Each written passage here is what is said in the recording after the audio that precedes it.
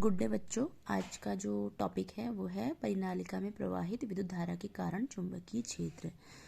तो परिनालिका के कारण है ना, विद्युत धारा के परिनालिका में प्रवाहित विद्युत धारा के कारण जो चुंबकीय क्षेत्र उत्पन्न होता है, इसको हम समझते हैं। इसको इंग्लिश में कहते हैं हम field due to current carrying coil और सोलेनॉइड। अब सोलेनॉइड या परिनालिका होती क्या है, आप देखेंगे यहाँ पर एक डायग्राम है और इसमें आपको ये कॉइल स्ट्रक्चर दिख रहा है। जो कॉइल यानी कुंडली बोलते हैं हिंदी में इसको।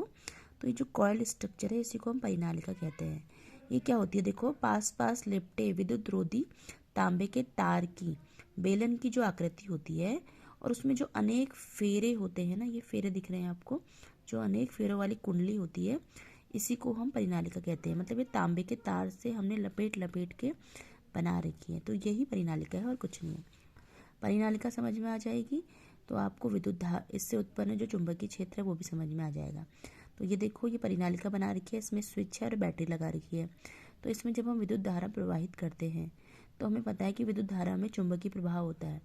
तो आप देखेंगे कि इसका जो एक सिरा है और जो दूसरा सिरा है ये चुंबक की भांति व्यवहार करते हैं। देखो ये एन सिरा हमने माना है और ये एस सिरा, तो ये एन से एस की ओर आप देख रहे हैं ये चुंबकीय क्षेत्र उत्पन्न हो रहा है।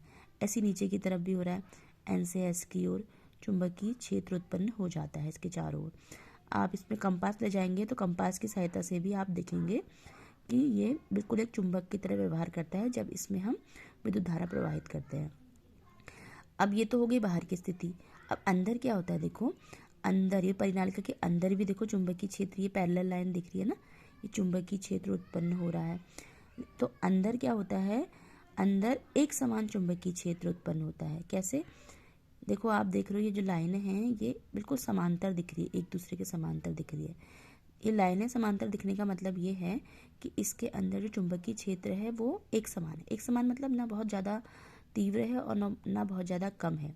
तो एक समान चुंबकीय क्षेत्र के कारण इसमें समांतर रेखाएं हमको मिलती हैं।